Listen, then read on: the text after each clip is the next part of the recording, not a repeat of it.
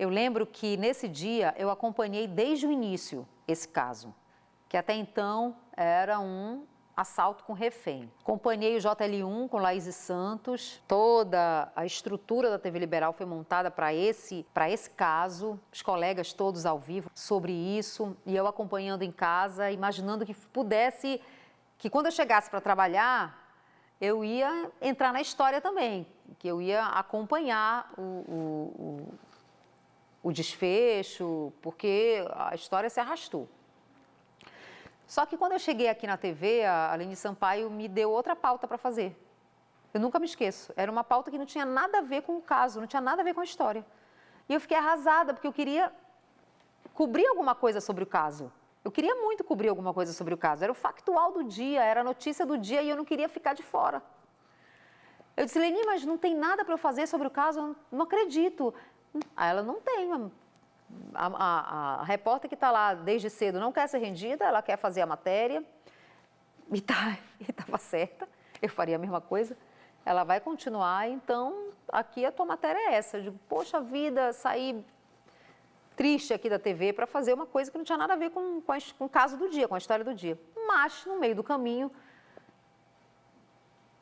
tudo virou. No centro comercial, o cerco foi montado nos arredores do Banco Central. Eram 2 da tarde.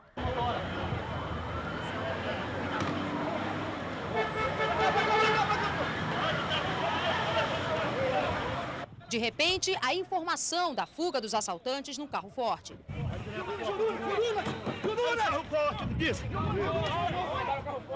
Começa a perseguição pelas principais ruas e avenidas do centro de Belém. Na Travessa 9 de Janeiro, tiroteio.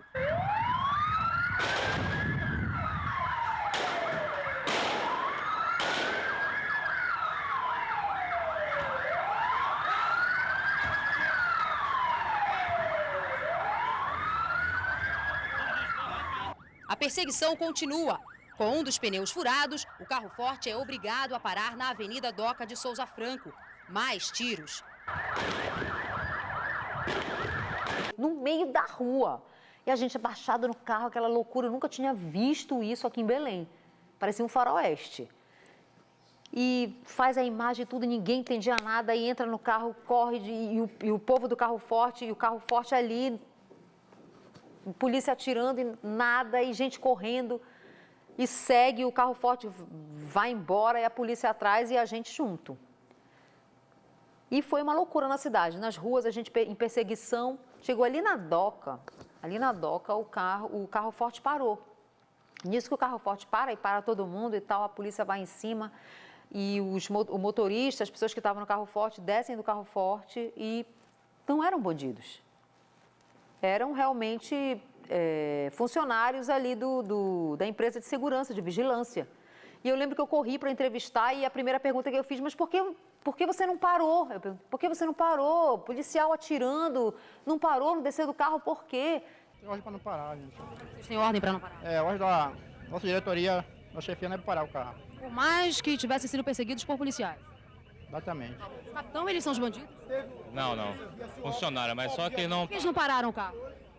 Segundo ele, a orientação da empresa. A polícia fez o que de fato teria de ser feito, né? Perseguiu, né? Não houve assalto ao Banco Central nem a outros estabelecimentos também cogitados. A polícia foi vítima de trotes recebidos pelo CIOP e acredita que todo esse pânico criado fazia parte de uma estratégia. Está confirmado que algumas ligações para o CIOP estão partindo de telefones públicos justamente para desconcentrar a ação policial do cerco que está havendo na Via Nazaré com aquele bando que está sendo negociado a rendição. Então, assim, a história mudou completamente durante a tarde. A principal notícia ali, naquele momento, já era minha, estava na minha mão. Então, eu que não ia cobrir nada sobre o assunto, acabei ficando com praticamente a notícia do dia. E, de repente, a cidade ficou enlouquecida. Todo mundo achou que era um caos instalado, que tinham bandidos dominando a cidade toda. E todo mundo correndo de um lado para o outro e, talvez pelo ineditismo da situação, a gente ouvia tiros, era a polícia dando tiro para cima, achando que talvez tivesse bandidos ou não tivesse bandidos. E foi uma coisa complicadíssima, né? Que a gente mereceu uma escalada. Começa com as imagens do Reginaldo Gonçalves, do tiroteio e todas as imagens que o Reginaldo conseguiu fazer.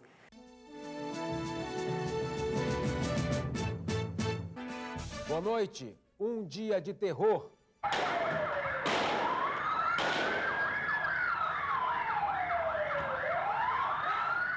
Seis bandidos, um carro forte, tiros e morte no centro de Belém. 4 pessoas viram reféns e o bandido ameaça matar se não for atendido. Uma onda de assaltos e boatos tomou conta da capital. Agora, no Jornal Liberal. Foi um dia de medo em Belém. A cidade parou. Tudo começou quando um bando armado assaltou um carro forte em frente ao Banco do Brasil da Avenida Doca de Souza Franco. Os seguranças reagiram e o centro da cidade virou uma praça de guerra. Esse assunto entrou em rede. Eu fechei para o local, o Jonas Campos fechou para a rede e com a informação sobre o trote.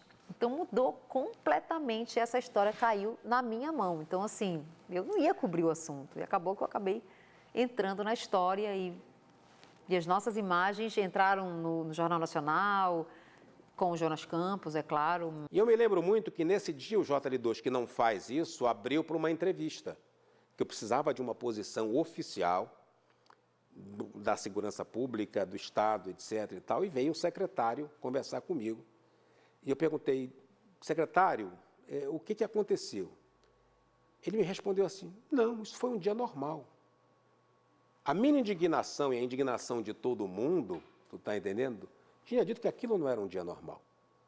E aí, na verdade, eu repliquei aquela situação. Mas como um dia normal, diante de um caos todo instalado? Por que nós não estávamos preparados para isso? E para falar sobre todo esse dia de terror de hoje, nós vamos conversar com o secretário especial de Defesa Social, Manuel Santino.